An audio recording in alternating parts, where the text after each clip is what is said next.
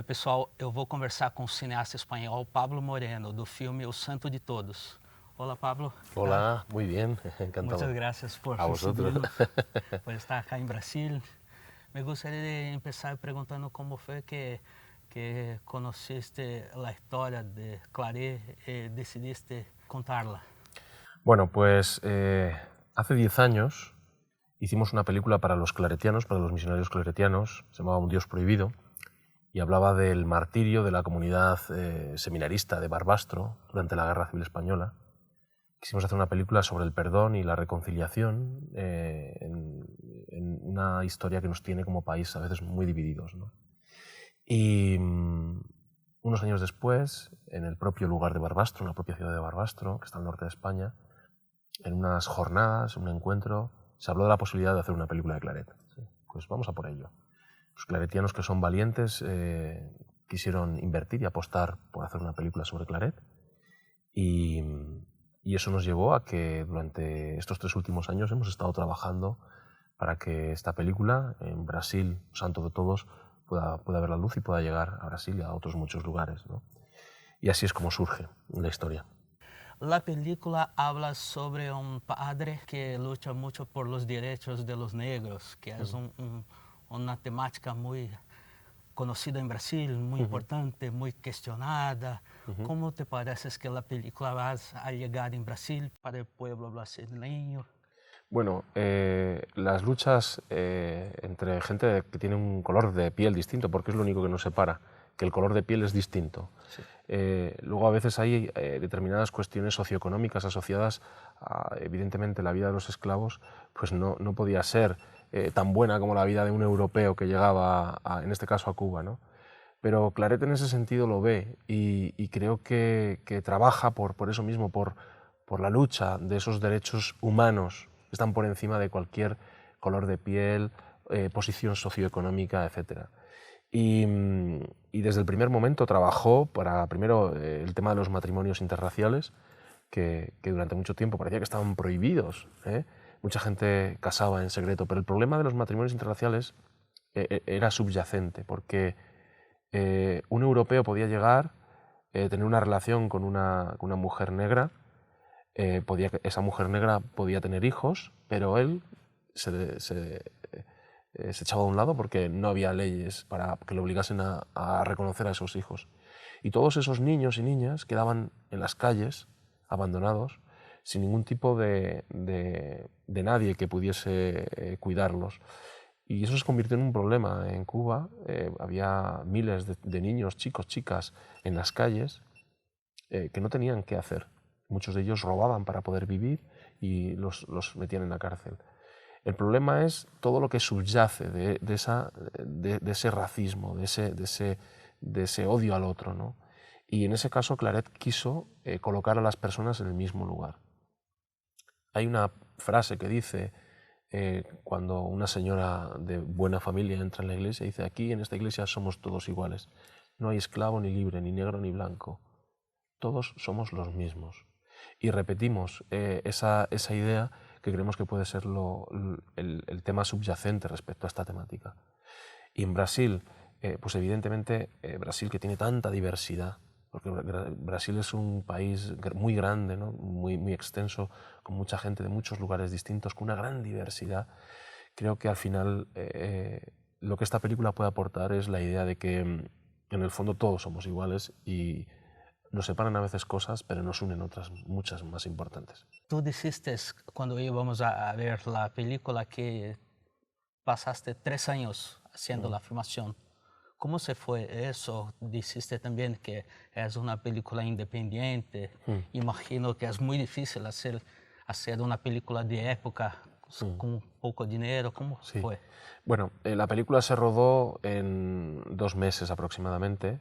Es verdad que el desarrollo del guión llevó más tiempo, nos llevó prácticamente 10 meses de desarrollo, y luego la postproducción fue larga. El problema fue que en el año 2020 surgió una pandemia a nivel mundial y nos tenemos que parar. Y entonces eso nos trastocó un poco los planes. Y luego a nivel de distribución pasó lo mismo. Fuimos a cines, pero la gente ya no iba al cine. La gente tenía miedo de ir al cine.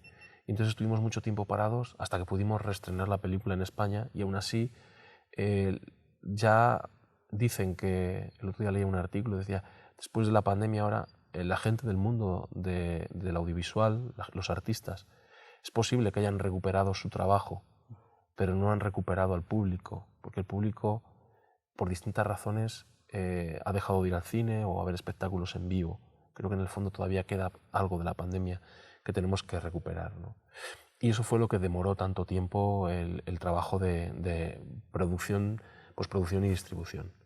Y efectivamente es una película tenemos pocos medios, hemos hecho una película con, evidentemente no podemos pedirle a una congregación que está destinando el dinero a hospitales, a colegios, somos conscientes de ello y hemos ajustado el presupuesto al máximo para que pudiesen tener la mejor película con la menor cantidad de dinero invertida.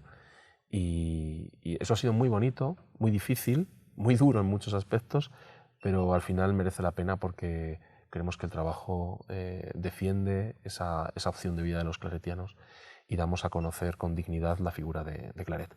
¿Qué conoces de Brasil sobre cine? Conozco Ciudad de Dios, seguramente conozco alguna más. Tengo un amigo que trabajaba en brasileño, que estudió en la Universidad de Salamanca y un grandísimo profesional. Y reconozco que me queda mucho que descubrir de Brasil. De hecho, es mi primera vez en Brasil y siempre vemos Brasil como una extensión enorme, muy lejana, ¿no? Por lo menos desde donde nosotros vivimos. Tengo familia que vino en los años 30 a Brasil y ya se quedó y ya nunca más volvió. Y aunque es una realidad cercana, creo que me queda todavía mucho tiempo para redescubrir determinadas cosas, ¿no? Pero sí, Brasil me parece que tiene una diversidad y un color especial. Pablo, eu notei a minha impressão, assim, eu vi uma aparente contradição, talvez, de postura do Claret na primeira metade do filme. Eu vejo um Claret muito envolvido com questões sociais, me pareceu quase um socialista, né, naquele momento em que ele estava, né, em Cuba. Depois eu vejo um Claret se tornando um monarquista conservador, então eu queria entender como você vê, o que você pensa sobre essa aparente contradição, né, na personalidade dele com o passado do tempo, né? Claro, lo curioso es interesante. Lo curioso es que todo eso convive en la misma persona. O sea, Claret es todo eso.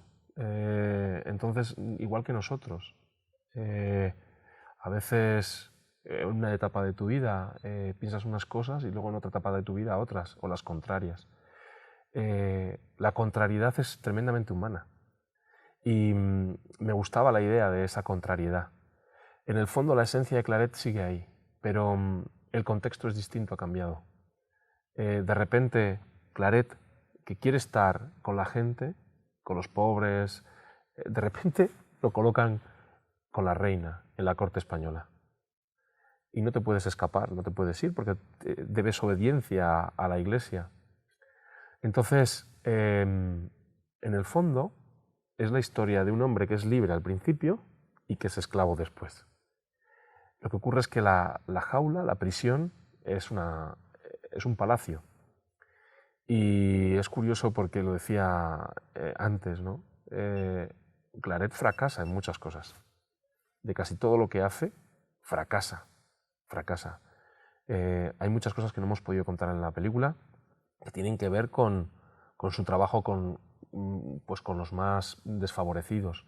Montó escuelas para los niños, formación profesional en Cuba, cajas de ahorro para que la gente pudiese ahorrar dinero y pudiese emanciparse.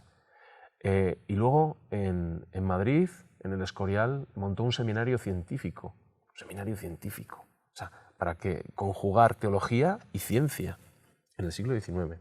Quería reformar todo el clero español, todos los sacerdotes. Fundó facultades de estudios universitarios y empezó a pensar en la educación. Pero, evidentemente, no tenía la misma libertad que en Cuba. Y él siempre dice, esos años en Madrid fueron años en el potro de tortura. fue terrible. Es interesante porque efectivamente son como dos personas, ¿no? ¿Cómo lo has hecho? ¿Estudiando las telas de la competencia? Me gusta. ¡Solo te importan tus máquinas y tus telas! ¿Qué quieres que haga? Atesorad tesoros en el cielo, donde no hay polilla, ni carcoma que se las coma, ni ladrones que hagan boquetes y roben, porque allá donde está vuestro tesoro, está vuestro corazón. Me han propuesto como arzobispo de Santiago de Cuba. ¿Quién sabe cuántos latigazos recibió Jesucristo? 39. Pues a este dale 40. Usted es otro absurdo abolicionista que no ve más allá. ¡En pie! ¡Perro! ¡Todo el mundo a trabajar! ¿Puede distinguir las cenizas de uno o de otros? Pues así seremos todos ante Dios. Ustedes dicen que el hombre blanco no puede alternar con el hombre negro, pero no tienen ningún reparo en tomar a la mujer negra por la fuerza. ¿Acaso no son sus hijos, esos que llaman golfillos y que andan solos por la calle? ¿Por qué los han abandonado? Es un amante de negros y esclavos. Si tanto le gusta la vida del negro, quizá podamos agradarle y concederle ese anhelo. Imagínese convertir a ese arzobispo libertador en esclavo. La reina solicita su presencia en el Palacio Real a la mayor brevedad. Deseo que sea mi confesor. Yo no estoy hecho para ser confesor de una reina.